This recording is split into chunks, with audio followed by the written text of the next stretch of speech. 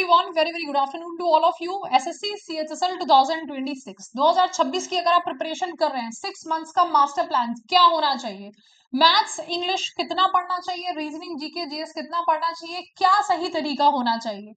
तो आइए हम बात करते हैं। क्वालिफिकेशन 12th चाहिए, 18 से 27 साल एज चाहिए, salary level second and fourth level की होती है। एग्जाम पैटर्न की अगर हम बात करें फटाफट से, क्योंकि ऑलरेडी आप कर चुके होंगे, मैं सिर्फ बता रही हूँ। Okay, general intelligence and reasoning के 25 क्वेश्चंस, जनरल अवेयरनेस के 25, क्वांट के 25 एंड इंग्लिश के 25। तो देखो बच्चों, हम यहाँ पर बात कर रहे हैं कि अब कितना टाइम बचा है, पेपर कब होगा। इसका एग्जाम होगा, ये जो पेपर है जुलाई अगस्त में हो जाएगा।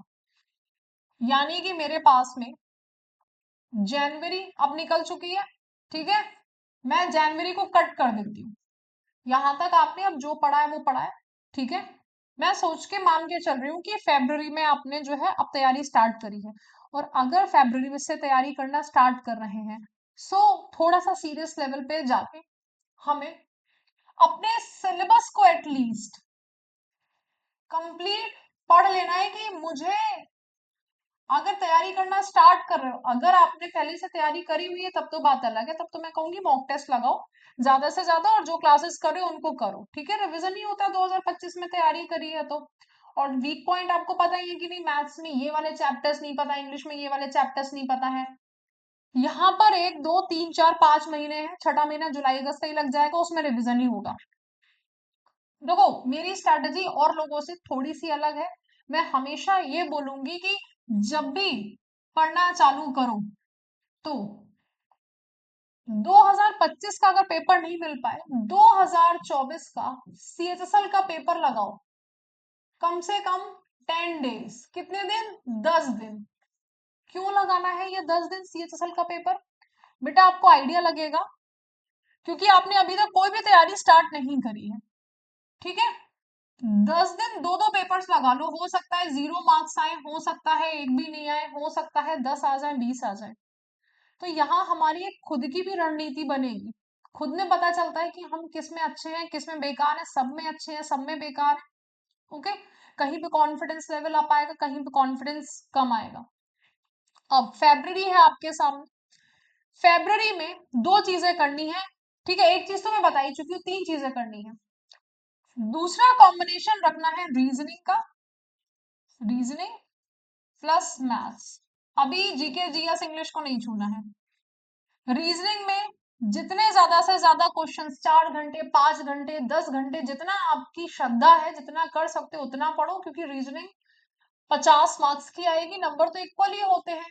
एक ही महीने में फैब में ही 40+ मार्क्स आने लग जाएंगे, प्रैक्टिस करोगे तो ज्यादा से ज्यादा 100 क्वेश्चन, 150 क्वेश्चन, 200 क्वेश्चन ऐसे करो। यहाँ से मैथमेटिक्स स्टार्ट कर दो, एटलीस्ट कुछ क्वेश्चंस हमारे जो है, जैसे कि बेसिक। यहाँ पे क्या होगा ना, जब मैथमेटिक्स स्टार्ट करोगे तो मैथमेटिक्स कैलकुलेशन वाली स्टार्ट करना, जो शॉर्ट ट्रिक्स होती हैं। और जब कैलकुलेशंस को स्टार्ट कर दोगे तो वो रीजनिंग में हेल्प करेंगी। रीजनिंग और मैथ्स भाई भाई है। मार्च पूरा डेडिकेट करना है किसके लिए? मार्च में डेडिकेशन हमारा होना चाहिए, यहाँ पूरा का पूरा रीजनिंग एक निपट चुकी है। मार्च में ध्यान देना है मैथमेटिक्स पे, पूरा मैथ्स पे ध्यान दो। प्लस यहाँ पर एक चीज, क्योंकि अब तीनों सब्जेक्ट मार्च में आप, एक तो मैंने बोला है कि 10 दिन तो मॉक टेस्ट लगाओ, 10 दिन में आइडिया लग जाएगा इंग्लिश में लेवल क्या है, मैथमेटिक्स में क्या है, जीके जीएस में क्या है।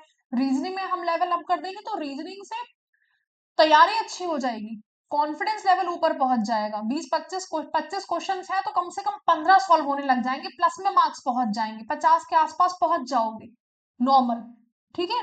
मैंने तैयारी ऐसे करी थी, क्वालिफाई भी करा था। अब मैथमेटिक्स को लेना, मैथमेटिक्स ले लिया, रीजनिंग अब पढ़ना बंद कर दो। यहाँ पे कुछ ही टॉपिक्स होंगे, जैसे कि देखोगे ना कि डाइस के क्वेश्चन नहीं आ रहे हैं, तो उनकी बस ट्रिक्स देख ली, दैट्स इट। मैं कहूंगी फरवरी में निपटा देना, इसके अलावा नहीं देखनी है, ठीक है। मार्च में जब आप जाओगे, मैथमेटिक्स, मैथमेटिक्स एक चैप्टर को लगभग हमें कितना टाइम देना है? मिनिमम, मतलब ऐसा है कि सैटरडे तो रखो अपना, किसके लिए? मॉक टेस्ट के लिए, संडे रिवीजन के लिए। तो पूरा एक वीक देना है एक चैप्टर को। अब ये चैप्टर कौन सा करना है ये आप डिसाइड करिएगा, ठीक है। मैथमेटिक्स का बता दिया। जीके जीएस में से कोई एक सब्जेक्ट छाटिएगा, जैसे कि पॉलिटी छाट ली, पॉलिटी से पढ़ना स्टार्ट करो, थोड़े थोड़े नोट्स। और देखो बच्चों, सारे सब्जेक्ट्स की इक्वल इंपॉर्टेंस है, तो ऐसा नहीं है कि 4-5 घंटे पढ़े जा रहे हो, मैथमेटिक्स ज्यादा पढ़ना है, ठीक है। क्यों पढ़ना है? क्योंकि कम समय में ज्यादा नंबर मैथमेटिक्स से आते हैं। जीके जीएस का कोई एंड नहीं होता, तो हमें रुकना पड़ता है। इंटरेस्ट बहुत आता है, पॉलिटी पढ़ोगे तो मजा आएगा पढ़ने में, हिस्ट्री पढ़ोगे मजा आएगा पढ़ने में, लेकिन रुकना है थोड़ा। तो इसीलिए पॉलिटी और इंग्लिश, मैं अपना भी सब्जेक्ट यहाँ पे डालूंगी, इंग्लिश की वोकैबलरी, ठीक है। 1 घंटा किसको देना है? 1 आवर देना है यहाँ पर पॉलिटी को, एंड 1 आवर देना है इंग्लिश वोकैबलरी को। सिंपल। क्या बोला है मार्च में?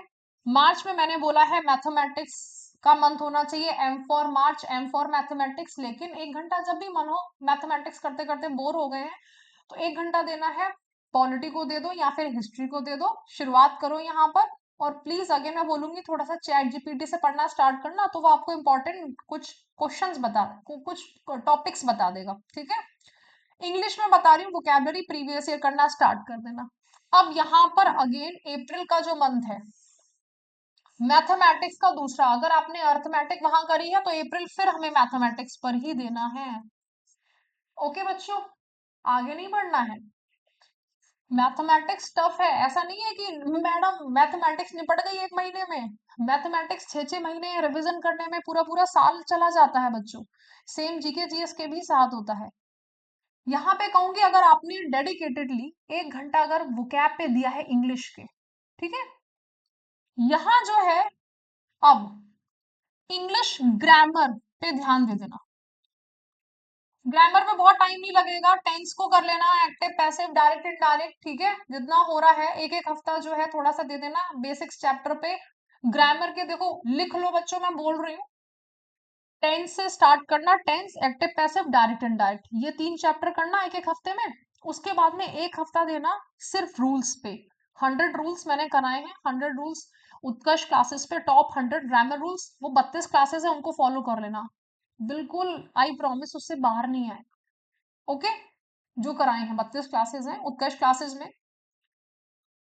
ओके, अब यहाँ पर मैथमेटिक्स एडवांस करो। अगेन वही है, हमारे एक एक चैप्टर पे हमें एक एक वीक देना है, ठीक है। तो अब यहाँ पर हम क्या कर चुके हैं, रीजनिंग मैंने यहाँ पे कर ली है, और मैं ये नहीं कह रही हूँ किसी के 30 होंगे किसी के 35 होंगे, लेकिन यहाँ पे समझ में आएगा कि मेरे इस वाले टॉपिक में कम मार्क्स आ रहे हैं, अब आपको वही रिविजन करना है। मार्च अप्रैल पूरा मैथमेटिक्स को डेडिकेट करना है, लेकिन पॉलिटी स्टार्ट कर देनी है यहाँ पे।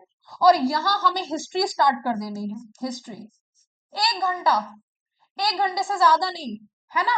अब इसको आप ब्रेक करो, मॉडर्न हिस्ट्री से पीछे जाना है। यहां हमें करनी है, मई में जब आओगे अगेन मैथमेटिक्स पे ध्यान देना है। मैथमेटिक्स में जो हमारे इंपॉर्टेंट टॉपिक्स हैं, इंपॉर्टेंट टॉपिक्स के सारे ही हैं, जो हमारे रह गए हैं, यहाँ पे कुछ वीक पॉइंट्स निकलेंगे। प्रॉफिट एंड लॉस मुझसे नहीं हो पा रहा, या फिर मुझसे पाइप एंड सिस्टम का ये वाला क्वेश्चन नहीं बन रहा है, इस मेथड का नहीं बन रहा है, तो मई में हमें वो टॉपिक्स करने हैं मैथमेटिक्स के जो कि हमारे रह जा रहे हैं। ओके, यहां पर जो है देखो बच्चों, एक चीज और, मैंने आपसे शुरुआत में ये चीज बोली थी कि जब आप ये लगाना स्टार्ट करोगे, ठीक है, सैटरडे प्लीज एक दिन किसको रखना है, एक दिन हमें रखना है टेस्ट को। और कम से कम 2 से 3 टेस्ट देने हैं, सुबह एक दे दिया, दोपहर में एक दे दिया, और संडे को प्लीज रिवीजन रखना है, क्योंकि बच्चे आगे तो बढ़ते चले जाते हैं लेकिन रिवीजन नहीं करते हैं। ये अपने शेड्यूल में प्लीज लिख लेना, वरना 2025 की जगह 2027 आ जाएगा। बाद में वही बता रही हूँ कि 2027 में भी तो यही स्ट्रेटेजी लागू होगी ना, क्या बदल जाएगा? सिलेबस बदलेगा, उर्दू आ गई तब तो बात अलग है। संडे रिवीजन को रखा है। जब आप क्वेश्चंस लगाओगे यहाँ पर, तो देखो इंग्लिश का रिवीजन हो रहा है, मैंने मैथमेटिक्स पढ़ी उसका रिवीजन हो रहा है ना, हम समझ पा रहे हैं। और देखो मान लो यहाँ पे मैंने मैडम चैप्टर्स तो करे नहीं, अभी सिलेबस नहीं करा है, एटलीस्ट पता चल रहा है किस लेवल के क्वेश्चन आ रहे हैं। क्वेश्चंस पढ़ते हो दिमाग में, क्वेश्चन पढ़ने से ना क्या होता है, आपने पढ़ा है एक बार, समझा नहीं है, लेकिन जब उन्हें बुक्स में देखते तो लगता है हाँ ये वही क्वेश्चन था। तो प्लीज सैटरडे को संडे को जब भी है, टेस्ट देना बड़ा इंपॉर्टेंट है और रिविजन करना बड़ा इंपॉर्टेंट है। आगे बढ़ने से पहले रिविजन करो, आगे बढ़ने से पहले रिविजन। ओके। जो सिलेक्शन लेता है बच्चा वो रिवीजन ज्यादा से ज्यादा करता है, 80% 90% उसका रिवीजन रहता है। सिलेबस तो खत्म हो चुका है, वो कब का खत्म कर चुका है। यहाँ पर हमें क्या करना है, अगेन ये मैथमेटिक्स का कंप्लीट किया आएगा, ये वाला जो महीना है मई, ये मैथमेटिक्स का रिवीजन आएगा। जीके जीएस में ज्योग्राफी कर सकते हो, अगेन हिस्ट्री का रिवीजन, पॉलिटी का रिवीजन, जब भी आपका मन लगे। और इंग्लिश में अब हम पर्टिकुलरली किस पे आ चुके हैं, क्वेश्चंस पे आ चुके हैं। ग्रामर कंप्लीट हो चुकी है, वोकैबुलरी कंप्लीट कभी नहीं होती है। प्रीवियस ईयर क्वेश्चन जितना एक एक घंटा डेली दो और वोकैबुलरी का थोड़ा रट्टा मारना चालू करो। वोकैबुलरी कैसे करनी है, सबसे पहले बेटा ईडीएम कर लेना, ईडीएम्स कर लेना। 500 से 600 ईडीएम्स होती है जिसमें most important list cover up हो जाती है। अब वो मोस्ट इंपॉर्टेंट लिस्ट कर ली, उसके बाद में देखो अंक किसी चीज का नहीं है। ओके, वन वर्ड सब्स्टिट्यूशन है, हमने मोस्ट इंपॉर्टेंट कर ली है, जैसे कि क्रेसी कर ली है, जैसे कि हमने जो लॉजी कर ली है। जो प्रीवियस ईयर क्वेश्चंस कर लोगे तो मोस्ट इंपॉर्टेंट क्वेश्चंस अगर निपट गए तो अगेन ये 300 से 400 कुछ वन वर्ड सब्स्टिट्यूशन हमारे क्वेश्चन है, अगर ये कर लिए तो हमारे फिर अगेन करते रहोगे, है ना।